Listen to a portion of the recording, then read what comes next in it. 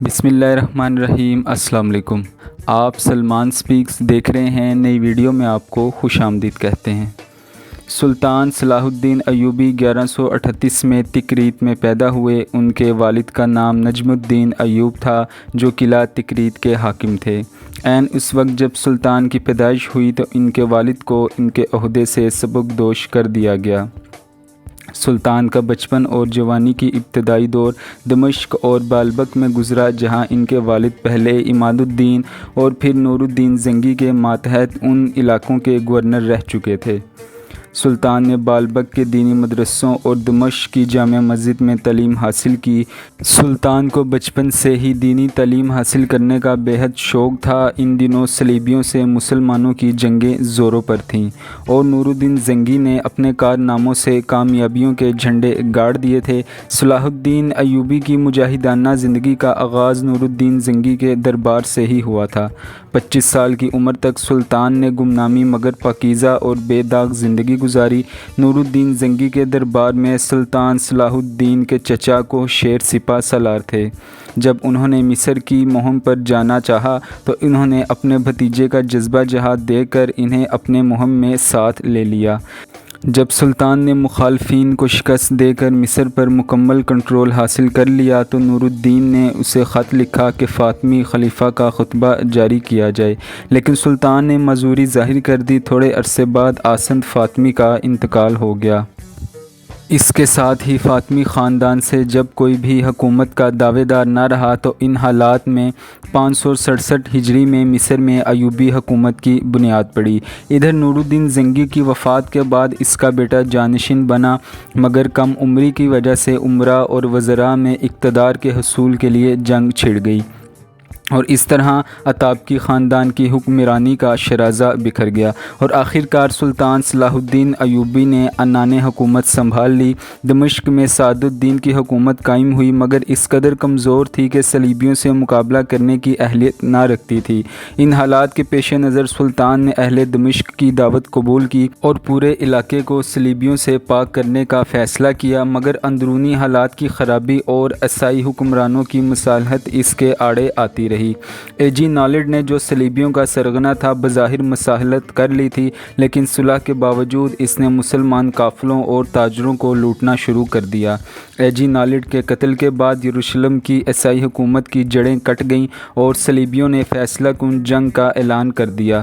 تمام حکمرانوں نے اپنی فوجیں اکٹھی کر لی۔ دوسری طرف صفوریہ اور تبریہ کے درمیان سلطان نے پہلے ہی مسلمان فوجیں متعین کر دی تھیں۔ جو ہی وہ صفوریہ سے تبریہ کی طرف نکلے، 583 ہجری میں اسلامی اور عیسائی فوجوں کے درمیان لوبیا کے مقام پر زبردست مقابلہ ہوا۔ صلیبیوں نے ہتھیار ڈال دیے اور کوہ حطین میں جا چھپے اور اس طرح پورا فلسطین شمال میں بیروت سے لے کر جنوب میں غزہ تک سلطان کے کنٹرول میں آ گیا۔ اس طرح 91 سال کے طویل عرصہ کے بعد سلطان صلاح الدین ایوبی ایک عظیم فاتح کی ہمت سے بیت المقدس اس کے حقیقی پاسبانوں کے قبضے میں آ گیا۔ اس کے بعد کئی بار صلیبیوں نے دوبارہ قبضے کی کوشش کی، مگر سلطان نے ہر بار اسے ناکام کر دیا اور ان کو منہ کی کھانا پڑی۔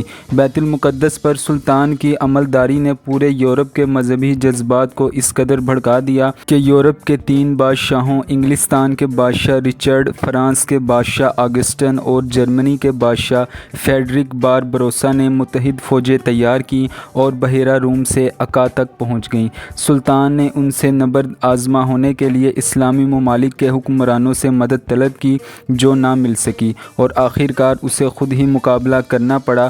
عکا اور اسکلان کے قریب 3 سال تک یہ جنگیں جاری رہیں۔ آخرکار ایک دن جرمنی کا بادشاہ فریڈرک باربروسا دریا عبور کرتے ہوئے ڈوب کر مر گیا اور اس کی فوج کے حوصلے پست ہو گئے۔ ادھر فرانس اور انگلستان کے بادشاہوں نے بیمار ہو جانے کی وجہ سے صلح کی درخواست کر دی۔ ان کو بیت المقدس کی زیارت کی اجازت اجازت دے دی گئی اور اس طرح 100 سالہ جنگ کا 588 ہجری میں خاتمہ ہو گیا۔ سلطان صلاح الدین ایوبی نہ صرف اسلام کا سپاہی تھا بلکہ ایک عظیم فاتح، عظیم انسان تھا اور فراخ دلی میں اس کا کوئی ثانی نہ تھا۔ عموماً یہ خیال کیا جاتا ہے کہ جو جنگیں مذہبی بنیادوں پر لڑی جاتی ہیں وہ عموماً آتش انتقام سے لبریز ہوتی ہیں اور بعض اوقات فاتحین صبر کا دامن چھوڑ دیتے ہیں۔ جو عزت اور عظمت سلطان صلاح الدین ایوبی کو حاصل ہوئی کسی اور فاتح کو حاصل نہ ہو سکی۔ بیت المقدس کی فتح بھی اس عظیم انسان اور مجاہد اعظم کی فراخ دلی اور عظمت کا ثبوت ہے، جس نے بیت المقدس اور عالم اسلام کا تحفظ کر کے مسلمانوں کے کھوئے ہوئے وقار اور عظمت کو دوبارہ بحال کیا۔ سلطان ایک کامیاب اور عادل حکمران تھا جس نے زندگی سادگی سے بسر کی اور مملکت کے وسائل عوام کی فلاح و بہبود پر خرچ کیے۔ مصر اور شام میں دینی مدرسے قائم کیے اور مسجدیں تعمیر کرائیں، ہسپتال قائم کیے، محتاج خانے تعمیر کیے، مسافروں کے لیے سرائے تعمیر کرائیں اور علماء کرام کا وقار بلند کیا۔ سلطان کے کارناموں سے قرون اولیٰ کے مسلمانوں کی یاد تازہ ہو گئی۔ وہ ایک راسخ العقیدہ پکا مسلمان تھا۔ جنگی کارناموں اور سیرت کی وجہ سے سلطان صلاح الدین ایوبی کا نام مجاہد اسلام کے طور پر ہمیشہ قائم رہے گا۔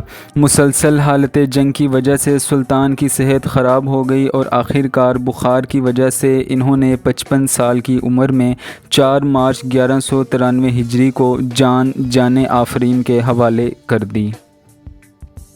آپ کو آج کی ویڈیو کیسی لگی؟ اپنی رائے کا اظہار کمنٹ سیکشن میں ضرور کریں۔ ویڈیو کو لائک کریں، چینل کو سبسکرائب کریں۔ اب میں آپ سے ملوں گا اگلی ایک انٹرسٹنگ ویڈیو کے ساتھ۔ تب تک کے لیے مجھے اجازت دیجیے۔ اللہ حافظ۔